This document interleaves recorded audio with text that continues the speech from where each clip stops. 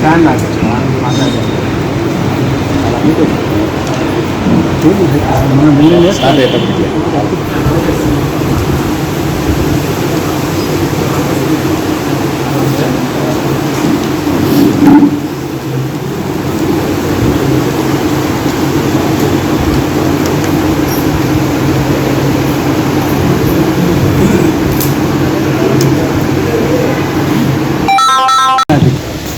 ఈ రోజున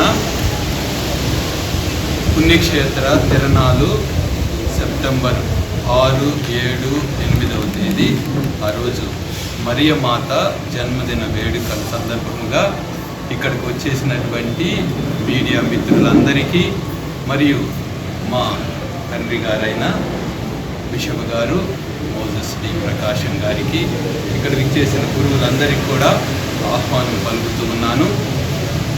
ప్రతిసారి కూడా మనం ఈ ప్రెస్ మీట్ పెట్టుకుంటాం.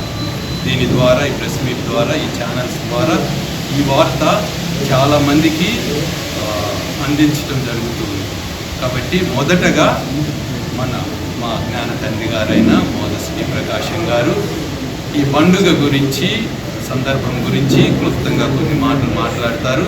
తరువాత అక్కడ జరిగేటువంటి అన్ని అరేంజ్మెంట్స్ గురించి నేను కొంచెం మీకు తెలియజేస్తాను. మనసారా దీవిస్తూ ఉన్నాము, ప్రార్థిస్తూ ఉన్నాము. జై హింద్. ఏర్పాట్ల గురించి క్లుప్తంగా 2 మాటలు చెబుతాను.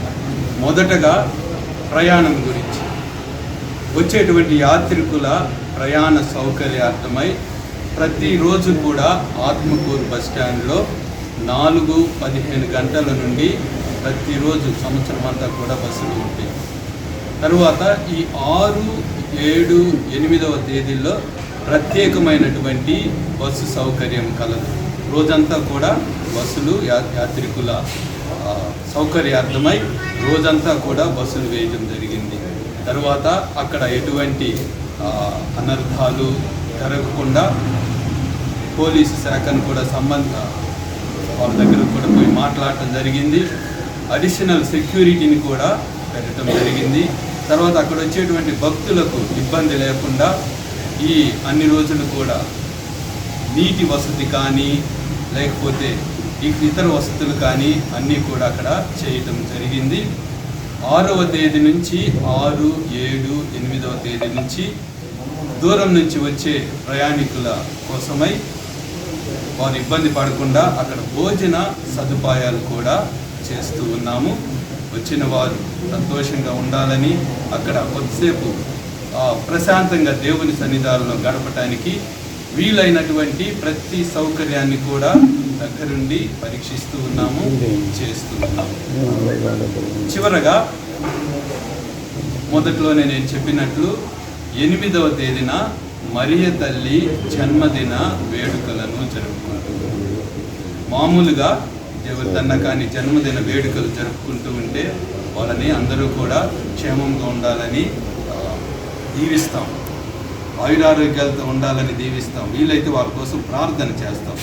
కానీ ఇక్కడ మరియ తల్లి జన్మదిన వేడుకలను జరుపుకోవడంలో ప్రత్యేకత ఏంటంటే మరియ తల్లి ప్రార్థన ద్వారా దేవుని నుండి ఆడకొచ్చి ప్రార్థన చేసిన ప్రతి ఒక్కరు కూడా ఏదో ఒక మేలును పొంది ఉన్నారు.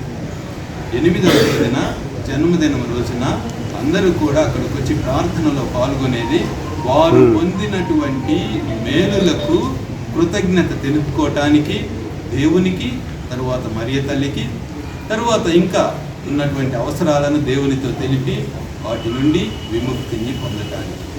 కాబట్టి మన మీడియా మిత్రుల ద్వారా నేను ప్రతి ఒక్కరిని కూడా ఈ పండుగలో పాల్గొనమని ఆహ్వానిస్తూ ఉన్నాను. ఇది ఏ మతానికి, కులానికి, ప్రాంతానికి చెందినది కాదు. ఎందుకంటే మరియ తల్లి ద్వారా, దేవుని ద్వారా, వారి ప్రార్థన ద్వారా పొందినటువంటి మేలులకు కృతజ్ఞత తెలుపుకోవటానికి ఆడికి వస్తున్నాం. కాబట్టి కృతజ్ఞత తెలపాలంటే మనకు ఎటువంటి ఆంక్షలు లేవు. కాబట్టి ప్రతి ఒక్కరిని కూడా మీ మీడియా మిత్రుల ద్వారా నేను ఆహ్వానిస్తూ ఉన్నాను. ప్రతి ఒక్కరు కూడా రండి, సంతోషంగా దేవుని సన్నిధానంలో గడపండి. దేవుని ఆశీర్వాదాన్ని పొందాలని మీకు అందరినీ కూడా పిలుపునిస్తుంది. ఇది 8వ తేదీ ఉంటుంది.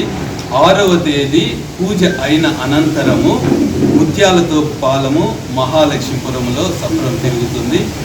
7వ తేదీ కొత్త కోడూరులో సప్రం తిరుగుతుంది. పూజ తరువాత 8:30 కావచ్చు, 8:30 ఆ టైంలో, సాయంత్రం 8:30.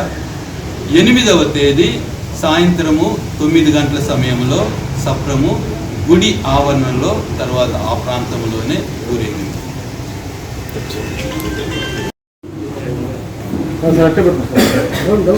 కానీ మీరు తీసుకొని వచ్చి నేను తీసుకోవాలి, మళ్ళీ రాలే వెనక.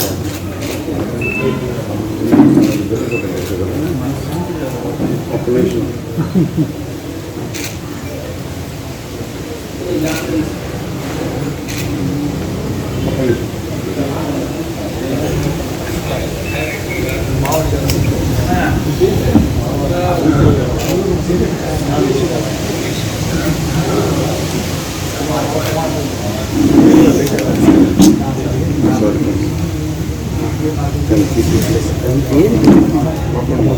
మీరే వెనకాల ఉండమంటారు. Okay sir, right.